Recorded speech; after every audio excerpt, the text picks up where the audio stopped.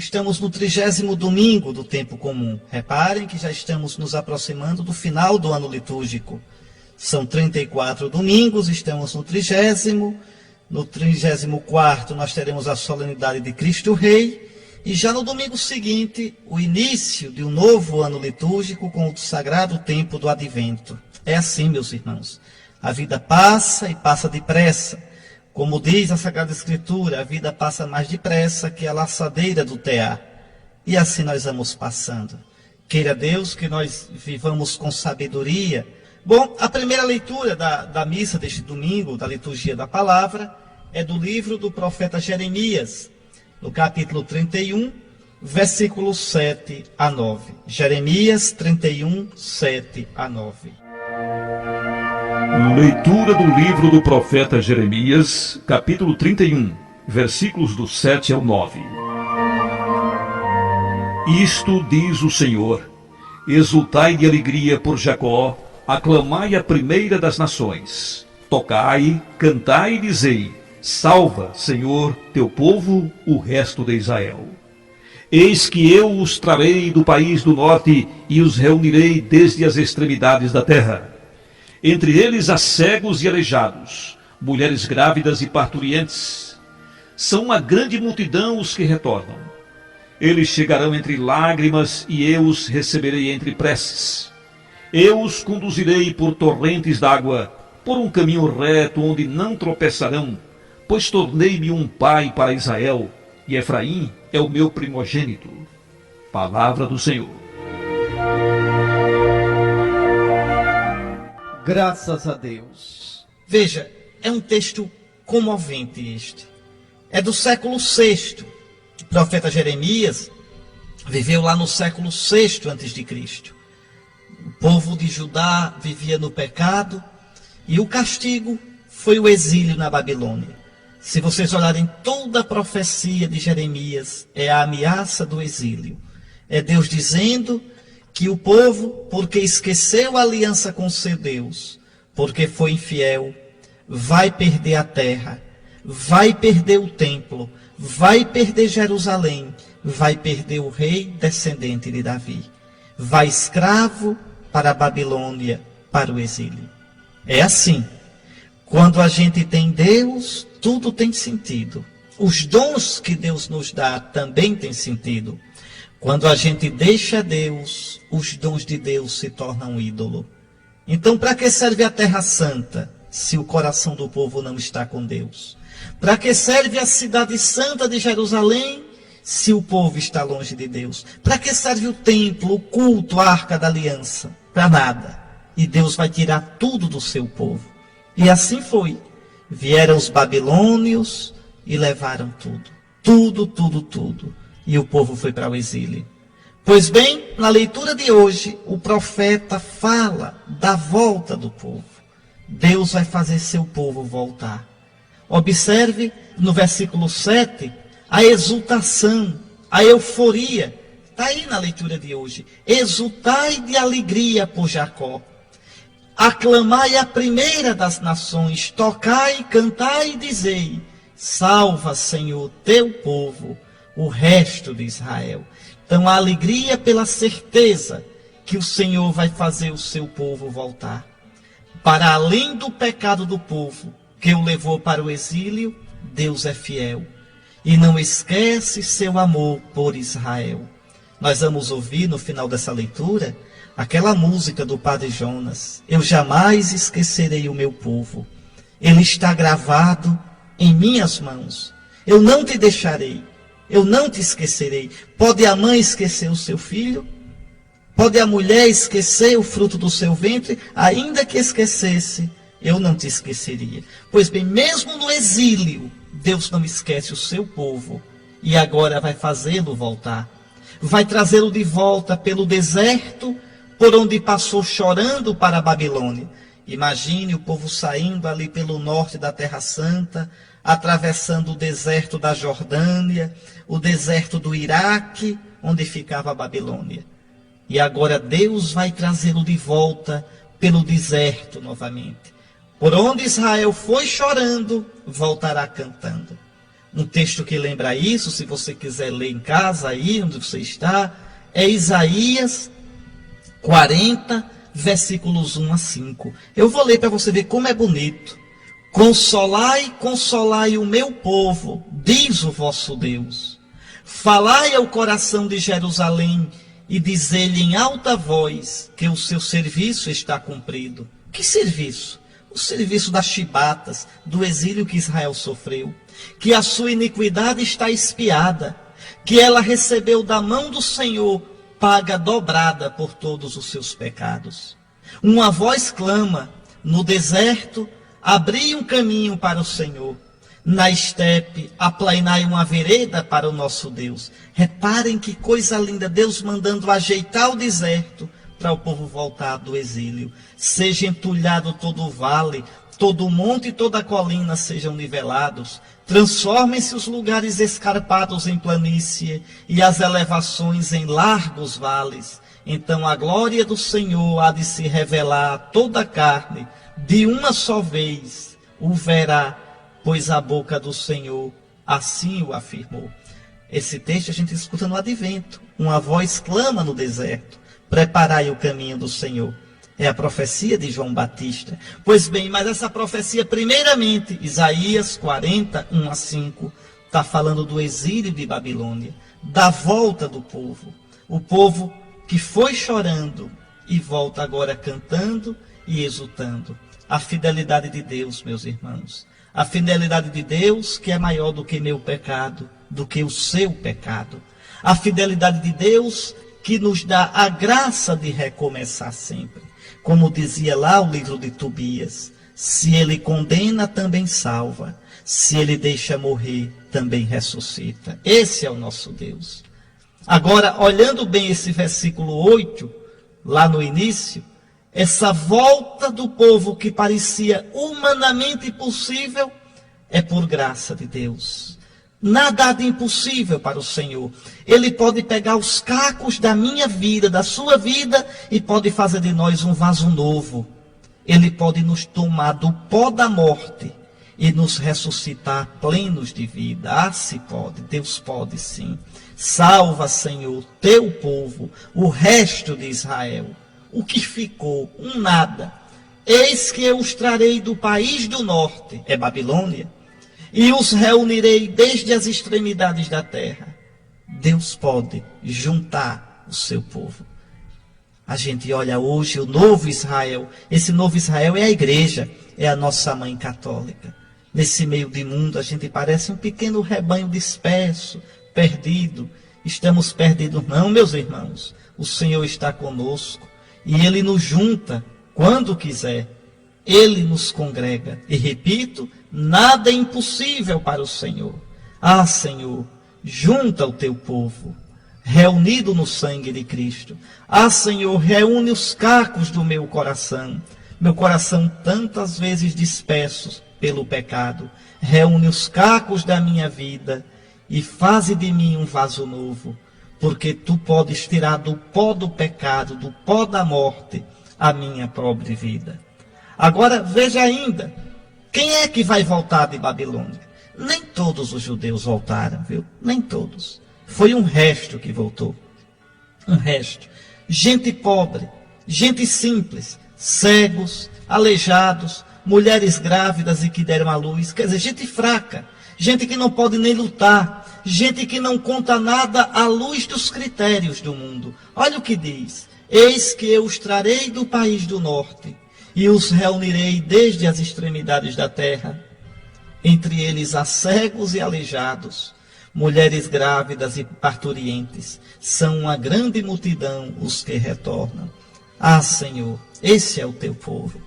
Estes são os que tu amas. E, meus irmãos, a gente vê isso o tempo todo. É verdade que na igreja há pessoas, não é, com condições financeiras. Há pessoas de classe média, pessoas de classe alta, e todos fazem parte da Santa Igreja. Todos são bem-vindos, mas a grande maioria de nós, quem é? São os pobres, são os João Ninguém, são aqueles que para o mundo não contam nada. Esses são os amados do Senhor. Sempre foi assim, sempre foi assim. é um resto humilde, pois desse resto humilde e pobre, que voltou no século VI a.C., Deus vai reconstruir o seu povo, e desse bando de Zé Ninguém vai nascer o Messias. Vejam, quando o homem diz não vale nada, Deus diz é precioso. Quando o homem diz é o fim, Deus diz é o começo. É assim o nosso Deus. Vai tomar esse resto de Israel e vai fazer dele o seu povo. O profeta Isaías também anunciou isso. Pode olhar, Isaías 10, 20 a 22. Naquele dia, o resto de Israel, os sobreviventes da casa de Jacó, não continuarão a apoiar-se sobre aquele que os fere, sobre o homem, sobre o pecado. Apoiar-se-ão sobre o Senhor, o Santo de Israel, com fidelidade. O resto de Jacó voltará ao Deus forte. Com efeito, ó Israel, ainda que o teu povo seja como a areia do mar, só um resto dele voltará. Eis aqui. Deus é o Deus do resto, viu? Deus é o Deus do resto. Cuidado. Às vezes, a gente enche os olhos só com o que é grande. Para Deus, o que é grande não conta. O nosso Deus é o Deus que rejeitou os grandes e escolheu Saul. Vejam. Rejeitou Eliabe, tão grande, o irmão mais velho de Davi, e escolheu Davi. Rejeitou Saul forte e escolheu Davi fraco. Derrotou Golias e elevou Davi.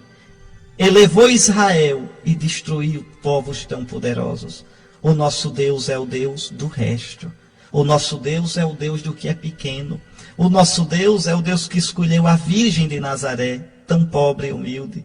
O pobre carpinteiro José. O nosso Deus é o Deus que nos salvou na cruz de Jesus Cristo.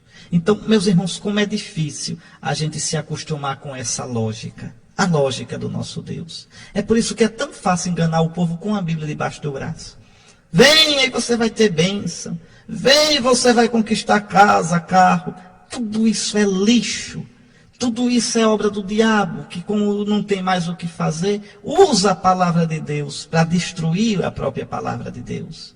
Nosso Deus é o Deus humilde. Nosso Deus é o Deus dos pobres. Eis aqui. E diz ainda o versículo 9 da leitura de hoje, falando desse resto, falando desses pobres. Eles chegarão entre lágrimas, e eu os receberei entre preces. Eu os conduzirei por torrentes d'água, por um caminho reto onde não tropeçarão. Pois tornei-me um pai para Israel, e Efraim é o meu primogênito. Que coisa linda. As lágrimas da comoção, da compunção, do arrependimento. Aquele povo que era tão soberbo, porque se tinha tornado um povo rico, voltará agora como um resto pobre. E Deus diz, eles chegarão chorando, como filho pródigo, e eu os receberei entre preces. Aí sim, agora que eles são pobres, agora que eles se deixam guiar por mim, eu os conduzirei por torrentes d'água, por um caminho reto onde não tropeçarão, pois eu tornei-me um pai para Israel. Efraim é o meu primogênito. Tanto faz dizer Israel como Efraim. Aí está. O Senhor mostrará ao seu povo, ao resto, agora humilde, o caminho justo. E esse resto pobre e humilde de espírito deixar-se-á guiar pelo Senhor. E o Senhor revelar-lhe-á um carinho de pai. Agora a condição para tudo isso, a condição para sentir a doçura de Deus, a condição para sentir Deus que nos guia, é a pobreza de coração, a compunção, quer dizer, a dor, o arrependimento pelo nosso pecado. Os autossuficientes, os que confiam em si, jamais compreenderão esta realidade, jamais experimentarão os carinhos de Deus. Pense bem nisso. Se você quer ver, leia Isaías 41, 8 a 20. Isaías 41, 8 a 20. E tu, Israel, meu servo, Jacó a quem escolhi, descendência de Abraão, meu amigo, tu a quem tomei desde os confins da terra, a quem chamei desde os seus recantos mais remotos e te disse, tu és o meu servo, eu te escolhi, não te rejeitei.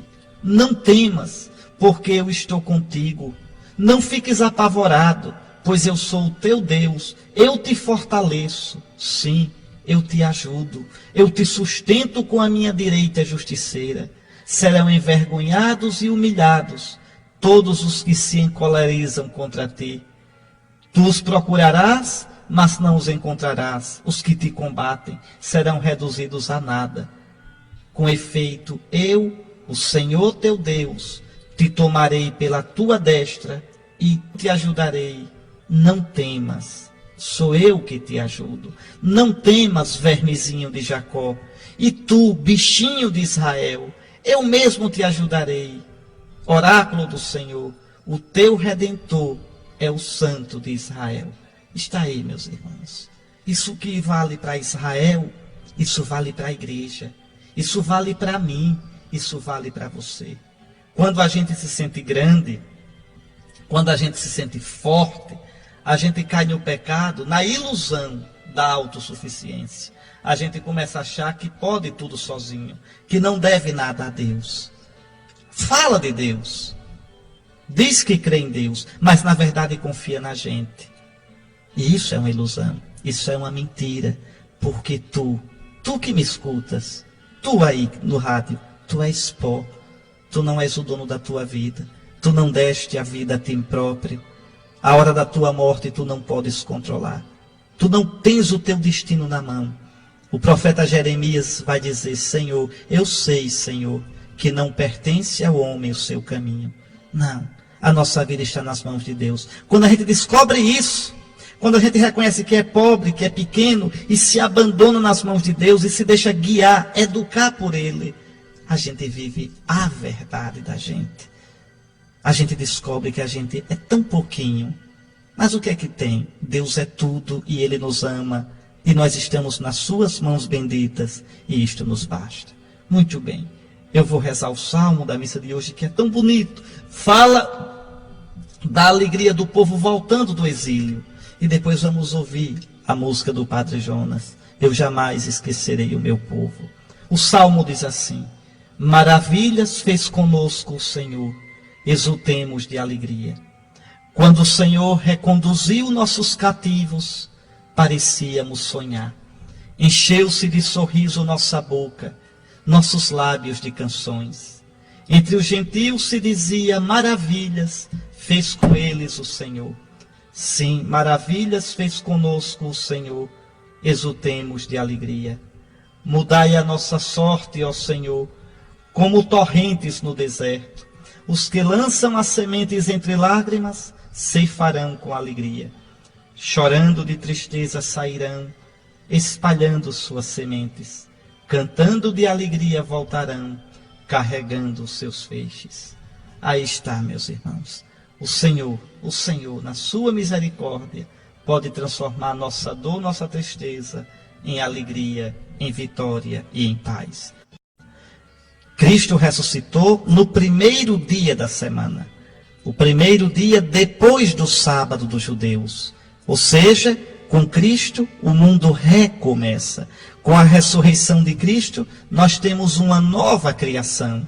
Não mais a criação marcada pelo pecado, não mais a criação ferida pelo não de Deus ao homem, mas a criação marcada pelo Espírito Santo, soprado pelo novo Adão. Lembrem, está lá no finzinho do Evangelho de São João, na tarde desse dia, na tarde da ressurreição, na tarde do domingo, Jesus entrou no cenáculo, soprou sobre os discípulos. Recebei o Espírito Santo.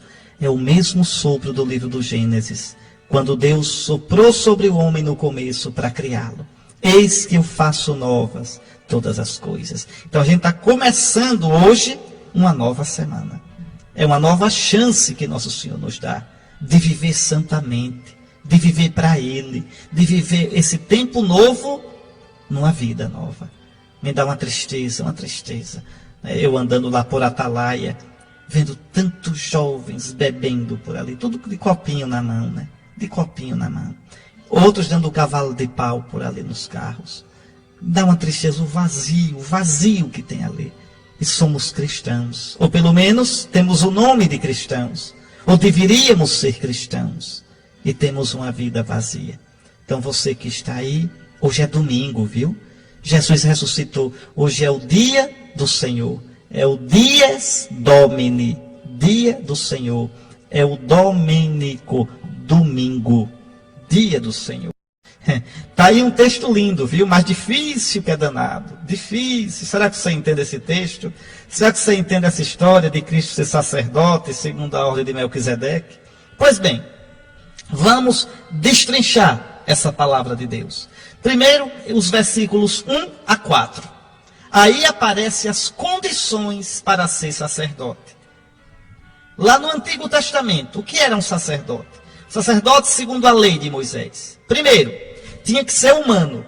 Todo sumo sacerdote é tirado do meio dos homens. É um homem frágil. Aqui a gente pode compreender frágil moralmente, porque peca, e frágil porque, como o homem, está sujeito aos apertos, aos aperreios, às limitações da vida até a morte. Então, o sumo sacerdote é tirado do meio dos homens, em favor dos homens, nas coisas que se referem a Deus. Isso ainda hoje vale para o padre, viu? É um homem como os outros, enfrenta a vida com os problemas dos outros, mas é tirado do meio dos homens, é separado para Deus, separado, viu? Segregatus in Evangelium Dei, separado para o Evangelho de Deus, e instituído em favor dos homens nas coisas que se referem a Deus. A primeira missão do padre não é ser assistente social, não é cuidar da questão econômica, política, social, nada disso. A primeira missão do padre é cuidar dos homens nas coisas que se referem a Deus. E aí o autor diz que coisas são essas: para oferecer dons e sacrifícios pelos pecados. A missão do padre é primeiramente uma missão de rezar. É primeiramente a missão de ser homem de Deus. A primeira missão do padre é a missa. Escute bem o que o bispo está dizendo, sem medo de errar. A primeira missão do padre é celebrar a missa. O sacrifício de Cristo. Oh, meu Deus, que missão tão grande. Eu tornar presente no altar, oferecendo ao Pai no Espírito Santo o sacrifício que trouxe a salvação do mundo. O sacrifício que lavou o mundo do pecado. O sacrifício que renova o coração do homem e a face da terra. Você pode dizer, mas e a questão da de comer e consolar? Tudo isso decorre da nossa união com Cristo. Quando a gente se alimenta de Cristo. Quando a gente presta a Deus o louvor santo na missa, a gente sai renovado para o mundo. E a gente sai com um coração cheio de compaixão por quem sofre, por quem está na pobreza, por quem está na violência. E aí a gente vai ajudar os outros. Mas a primeira missão do padre, a primeira, o caroço, a fonte, o núcleo da missão do padre é religiosa. Homem tirado dos homens, instituído em favor dos homens, nas coisas que se referem a Deus, para oferecer dons e sacrifícios pelos pecados. Imagine um padre que ame muito sua comunidade. E aí construa um conjunto habitacional na sua paróquia. Lute por um posto de saúde.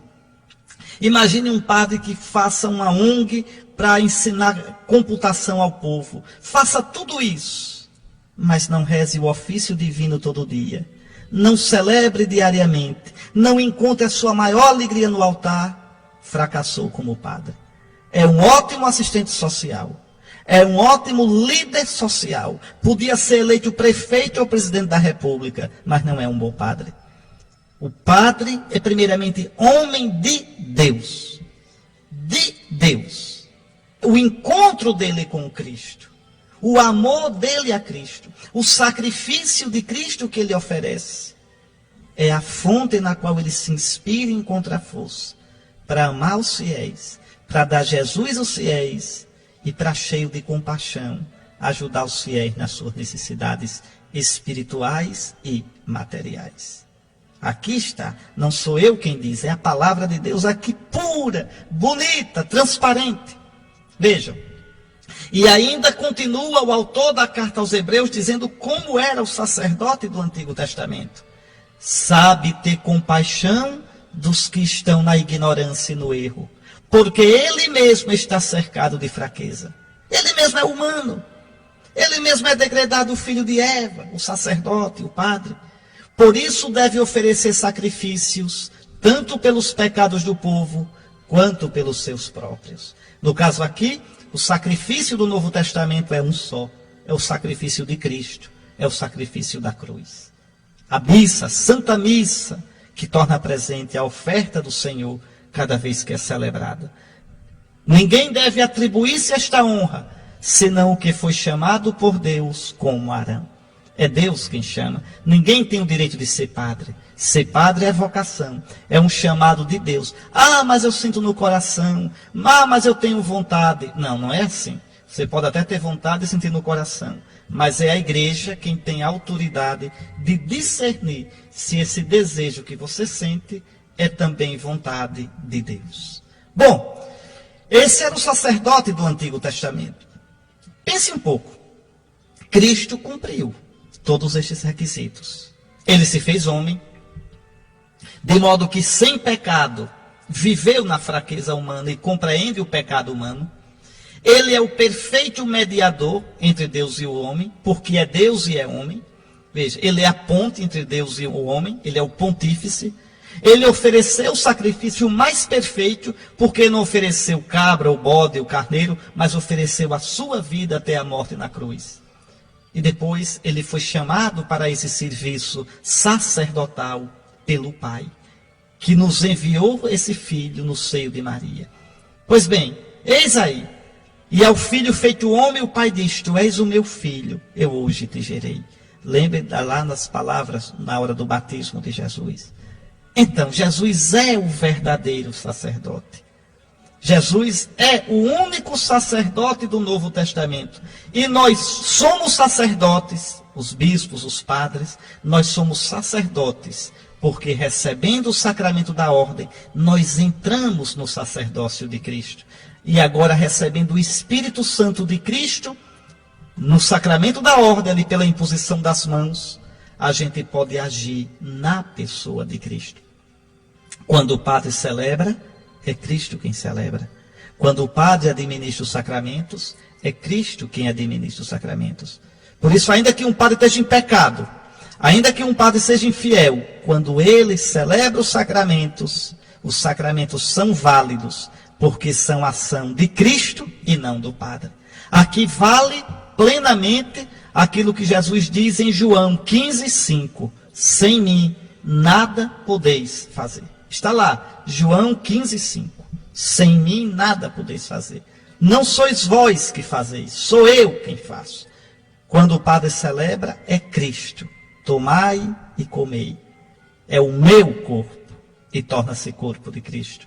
Tomai e bebei, é o meu sangue e torna-se sangue de Cristo. Que mistério tão bonito e tão profundo.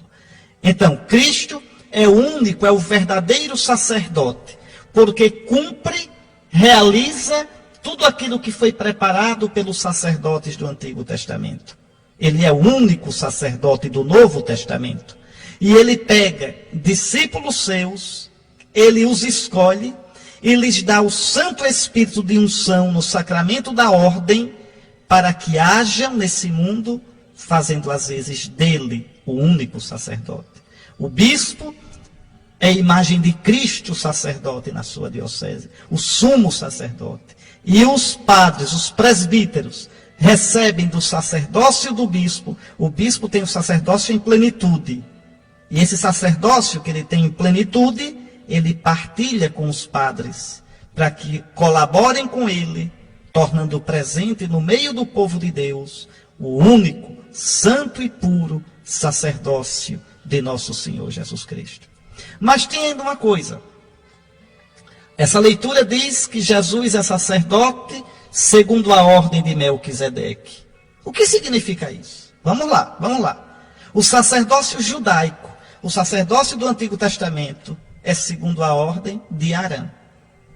Lembrem. Das 12 tribos de Israel, qual era a tribo sacerdotal? A tribo de Levi. a tribo de Levi. Essa tribo não tinha terra, não tinha cidades, era a tribo sacerdotal. Da tribo de Levi havia uma família privilegiada, a família de Arão. Arão e Moisés eram da tribo de Levi. Os descendentes de Arão exerciam o sumo sacerdócio e os outros levitas ajudavam os sumos sacerdotes. Então, todo o sacerdócio do Antigo Testamento é levítico.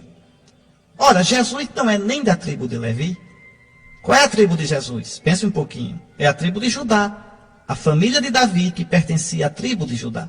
Então, Jesus não podia nem ser sacerdote, segundo o Antigo Testamento. Ora, como é que Jesus é sacerdote? Ele é sacerdote não segundo a ordem levítica, não segundo a ordem de Arão. Jesus é sacerdote porque, sendo Deus, se fez homem e se ofereceu por nós. Ele oferece a vítima pura e santa, o Cordeiro verdadeiro. E quem é o Cordeiro verdadeiro? Ele próprio, que se ofereceu a vida toda, se gastando na paciência, no cansaço, na entrega, até a morte e morte de cruz. E por que diz que ele é sacerdote segundo a ordem de Melquisedeque? Por quê? Quem é esse Melquisedeque? Olhe lá no livro do Gênesis, capítulo 14, versículos 18 a 20, aparece lá um personagem que é misterioso. Abraão vem de uma guerra e diz assim: veio ao encontro de Abraão Melquisedeque, rei de Salém, sacerdote do Deus Altíssimo. Deus Altíssimo é o Deus verdadeiro, o mesmo Deus que Abraão adorava. Salém é Jerusalém. Jerusalém. E vem esse sacerdote e Abraão paga a ele o dízimo. Atenção, atenção. Se Abraão paga o dízimo a Melquisedeque, Abraão considera Melquisedeque sacerdote verdadeiro e superior a ele, porque paga o dízimo a ele. Atenção que eu vou dizer. Então, aqui não existia ainda o povo de Israel. Lembre que o povo de Israel vai nascer de Abraão. Pois bem, esse sacerdote Melquisedeque, a Bíblia não diz quem é o pai dele, não diz quando ele nasceu, também não diz quando morreu, não diz o começo nem o fim dele, parece que é eterno. Jesus é um sacerdote assim. Jesus é o sacerdote do único Deus verdadeiro. Jesus, sendo Deus, não tem início nem tem fim. Jesus é sacerdote único, não tem outro como Melquisedeque, não tem outro como Jesus. Por isso está lá no Salmo 109, 110. Tu és sacerdote para sempre, segundo a ordem de Melquisedeque. Disse o Senhor, disse o Pai ao meu Senhor, o Filho: tu és sacerdote para sempre, segundo a ordem de Melquisedeque. É isso que vai dizer a carta aos Hebreus, capítulo 7, versículos 1 a 11. Então você leia essas três passagens para ver isso que eu estou dizendo. Gênesis 14, 18 a 20. Gênesis capítulo 14, versículos 18 a 20. O Salmo 109, 110. E a carta aos Hebreus, capítulo 7, versículos 1 a 11. Então, Cristo é o único sacerdote do Novo Testamento, como Melquisedeque é aquele sacerdote único do Deus Altíssimo que aparece e que encontra Abraão. Como Melquisedeque, Cristo não tem início nem fim. O seu sacerdócio permanece para sempre. E como é que esse sacerdócio age concretamente na igreja? Pelo ministério dos bispos, auxiliados pelos padres, pelos presbíteros. Porque o Cristo unge com o Espírito Santo no sacramento da ordem a estes, para que hajam em nome dele, do Senhor Jesus. Muito bem. Então fiquemos com essa catequese da segunda leitura, essa doutrina tão bonita sobre o sacerdócio de Cristo. O nosso sumo sacerdote Jesus intercede por nós eternamente junto do Pai. Lá no capítulo 5 do Apocalipse é tão bonito. Cordeiro de pé como que imolado, com seu sangue, e o céu todinho louvando e o adorando. Digno és tu, porque foste imolado. É este Cristo, viu, meus irmãos, que se oferece ao Pai no céu, que está presente no altar das nossas missas. Então hoje, você quando for à missa, lembre disso. Sobre o altar está o sumo sacerdote Jesus, que apresenta o seu sacrifício ao Pai no céu e se faz presente sacramentalmente no altar pelo ministério do ministro ordenado, dos sacerdotes da igreja. Vamos meditar esse texto.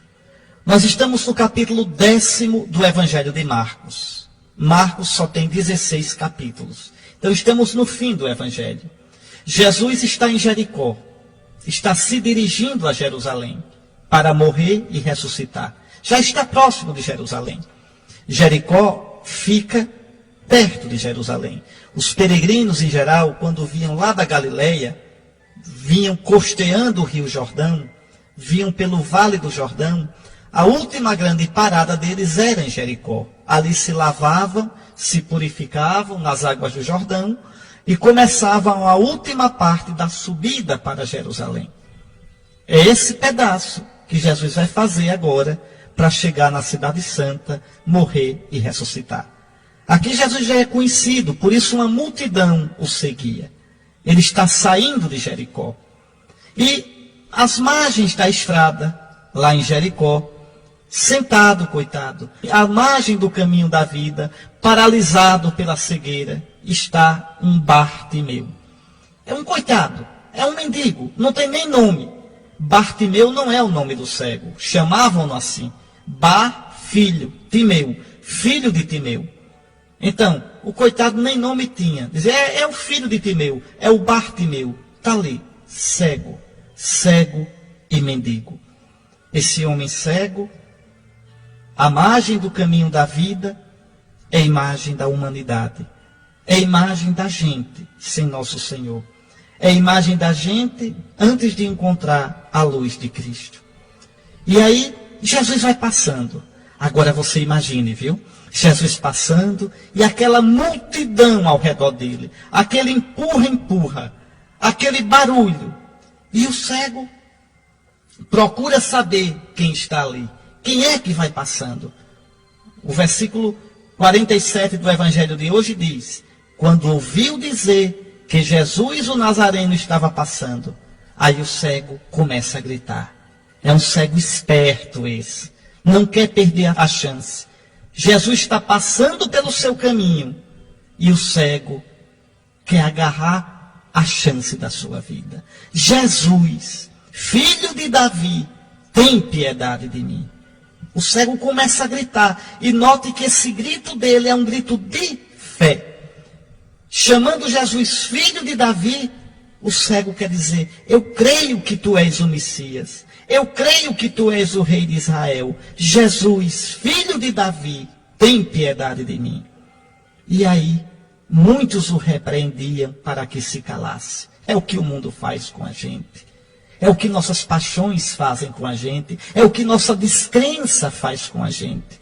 Querer nos convencer a não gritar por Jesus. Querer nos convencer a ter respeito humano. O que os outros vão pensar, o que os outros vão dizer.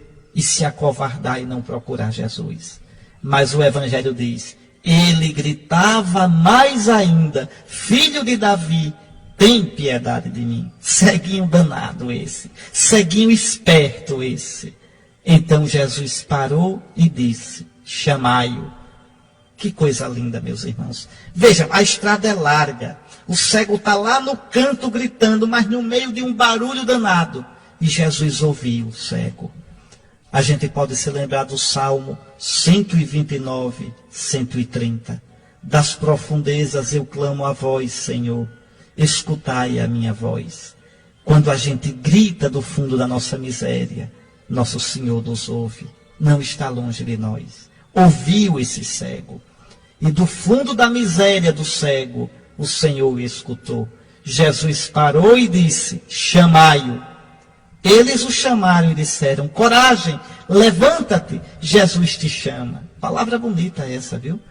Coragem, levanta-te, Jesus te chama. A gente pode dizer isso a tantos irmãos. A gente pode erguer tantos irmãos com a palavra assim. É Jesus quem te chama. Você pode até dizer: mas esse povo, nesse instante, não está mandando o cego se calar. E por que que agora diz: coragem, levanta-te, Jesus te chama? É porque o povo da Terra Santa, como o povo de todo canto, gosta de ver um showzinho. Então, já que Jesus parou e disse: chame o cego, vamos ver o que vai acontecer. Vamos lá, cego, levanta, Bartimeu, que Jesus está chamando.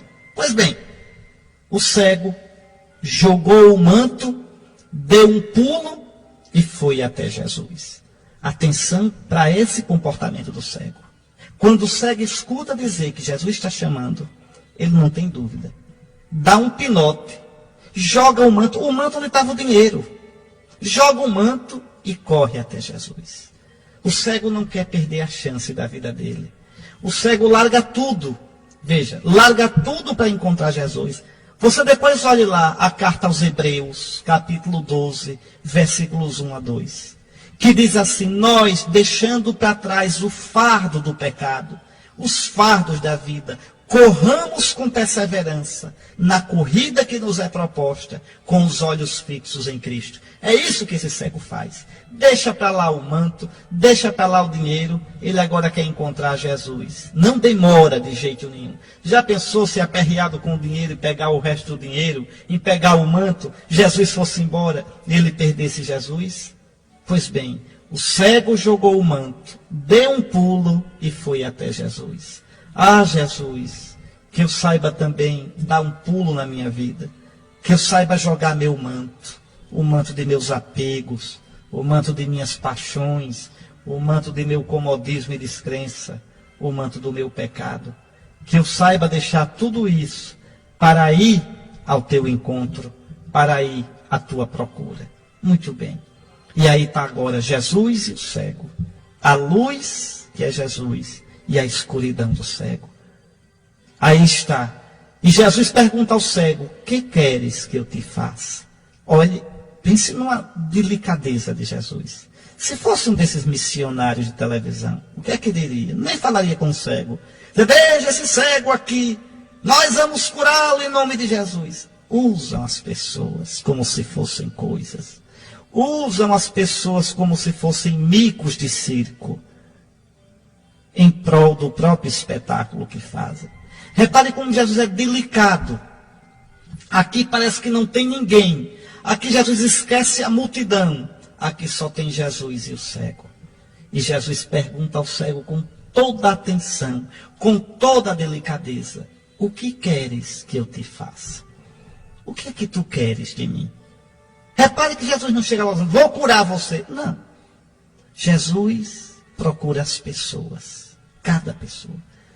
Não é o salvador das multidões, é das pessoas.